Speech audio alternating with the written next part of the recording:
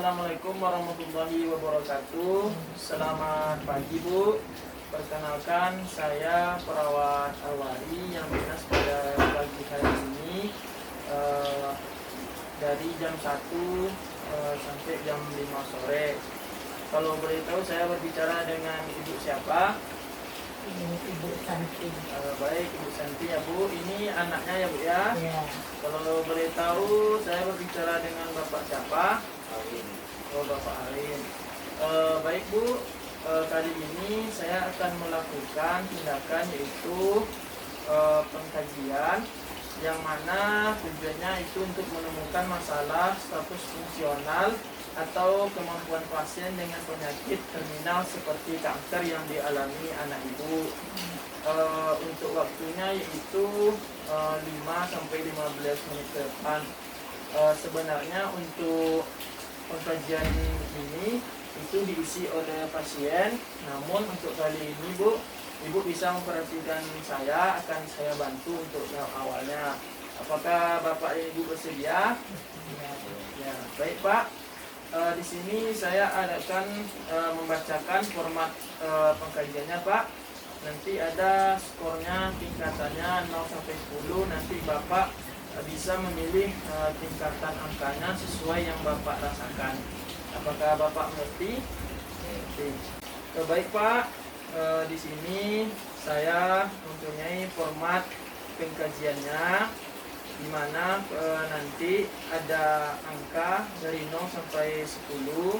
Nanti bisa Bapak memilih angka ini sesuai dengan kondisi yang Bapak alami.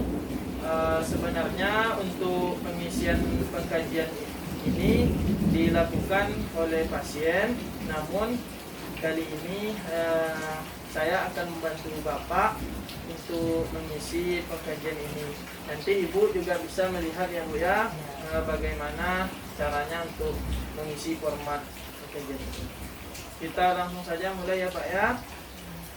Baik Pak, bagaimana yang Bapak rasakan saat ini? Apa yang Bapak rasakan? Sesak. Sesak ya Pak ya. Untuk posisi sesaknya itu di mana ya Pak? Dada sebelah kiri. Oh, di dada sebelah kiri ya Pak ya. Apakah Bapak merasa nyeri? Ya. Jadi untuk nyeri yang Bapak rasakan itu angka 0 itu tidak nyeri, kemudian angka 10 itu nyeri hebat. Kira-kira di angka berapa ya Pak ya? 7. Angka 7 ya Pak, saya lingkari. Kemudian Pak, apakah Bapak juga merasa lelah? Ya. Kira-kira lelah yang Bapak alami itu pada angka berapa ya Pak? Dari 0 sampai 10. 8.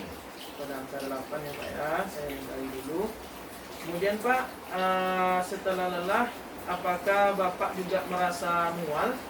Ya. Jadi Pak, di sini untuk 0 itu tidak mual, kemudian angka 10 itu mual dan sangat mual sekali. Kira-kira mual yang Bapak alami pada angka berapa ya Pak? 7. Pada angka 7 ya Pak, saya lingkari. Kemudian apakah juga Bapak mengalami stres? Ya. Untuk tingkatan stresnya itu menurut angka yang saya ajukan ke Bapak ini dari 0 sampai 10, kira-kira posisinya di angka berapa ya Pak? Nah. Angka 9 ya Pak ya, saya lingkari. Kemudian apakah Bapak juga merasa cemas dengan kondisi Bapak saat ini? Ya. Kira-kira tingkat kecemasan Bapak dari 0 sampai 10 ini kira-kira posisinya pada angka berapa ya Pak? 8. Pada angka 8 yang Pak, saya lingkari. Kemudian apakah Bapak merasa mengantuk Pak? Ya. Kira-kira posisinya pada angka berapa ya Pak?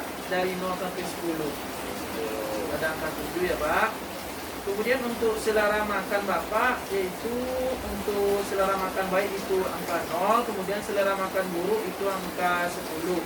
Kira-kira untuk selera makan ini posisinya yang Bapak rasakan pada angka berapa ya Pak? 8. Ada 8 ya Pak, saya lingkari. Kemudian untuk perasaan dengan kondisi Bapak saat ini merasa sehat dan bugar itu angka 0. Kemudian angka 10 perasaan tidak berdaya, mungkin Bapak merasa lelah dan sakit. Itu dari 0 sampai 10 ini kira-kira posisi yang Bapak rasakan ini pada angka berapa Pak? 7. Angka 7 ya Pak, saya lingkari. Kemudian tingkat sesaknya Pak, itu sesak nafasnya untuk angka 0 itu tidak sesak. Kemudian angka 10 sangat sesak atau sesak nafas berat. Itu kira-kira posisi sesak yang Bapak alami sekarang pada angka berapa ya Pak? Angka 9 ya Pak ya. Kemudian apakah ada masalah yang Bapak alami atau masalah ekonomi, keluarga atau keuangan? Seperti apa Pak masalahnya itu? Masalah ekonomi. Masalah ekonomi ya Pak. Jadi untuk tingkat masalahnya itu dari angka 0 sampai 10 kira-kira pada angka berapa ya Pak? 8. Pada angka 8 ya Pak. Baik Pak, untuk format pengkajiannya itu sudah selesai. Kemudian saya ingin menanyakan Pak mengenai perawatan diri Bapak seperti mandi, menggosok gigi atau apa itu dibantu oleh siapa ya Pak? Apakah Bapak bergerak sendiri? Berarti dibantu oleh Ibu ya Pak ya. Jadi setiap aktivitas Bapak itu dibantu oleh Ibu ya Pak. Baik Bapak, selesai sudah untuk pengkajian kita pada hari ini, yang mana tujuannya untuk mengetahui kondisi Bapak Bu yang Bapak alami. Kemudian saya akan kembali lagi untuk waktu selanjutnya untuk mengevaluasinya. Terima kasih atas waktunya Bu, terima kasih atas waktunya Pak, semoga cepat sembuh. Assalamualaikum warahmatullahi wabarakatuh. Waalaikumsalam. Baik, setelah melakukan pengkajian dan mengisi format kepada pasien atas nama Bapak Hawin Fisabilillah, di sini saya sudah mendapatkan hasilnya, di mana hasil dari format pengkajian ESAS yang saya dapatkan untuk keluhan pertama yaitu Bapak Hawin merasakan nyerinya itu pada angka 7, itu nyeri hebat. Kemudian selanjutnya yaitu dia juga merasakan sesak. Kemudian untuk perasaan lelahnya di sini pada angka 8 untuk perasaan lelahnya di sini. Kemudian untuk mual yaitu pada pasien tersebut ada pada angka 7, mual hebat dan parah. Kemudian untuk kondisi stresnya yaitu pasien tersebut memilih pada angka 9 yaitu stresnya hebat dan parah. Kemudian untuk perasaan cemasnya dari angka 0 sampai 10 pada pasien tersebut memilih angka 8, cemas parah. Untuk perasaan mengantuknya yang dirasakan pasien itu pada angka 8 pada format pengkajian ini. Kemudian untuk selera makannya itu pada angka 8, selera makannya buruk. Kemudian merasa sehat dan bugar dan perasaan tidak berdayanya itu pada angka 7. Kemudian selanjutnya untuk sesaknya, sesak nafas berat maupun tidak sesaknya itu pada angka 8 di sini. Kemudian untuk masalahnya pasien juga mengatakan mengalami masalah ekonomi. Untuk tingkat masalahnya itu yang dirasakan pasien itu pasien memilih pada angka 8. Baik, untuk selanjutnya yaitu kita menyimpulkan dari hasil pengkajian perawatan paliatif menggunakan ECOG, di mana di sini sudah ada tabelnya, grade dan deskripsinya. Untuk pada grade 0 yaitu aktif penuh mampu melakukan semua kegiatan tanpa hambatan. Namun pada pasien tadi yang bernama Bapak Hawin Fisabilillah, dia tidak mampu melakukan kegiatan. Jadi untuk grade 0 ini tidak termasuk.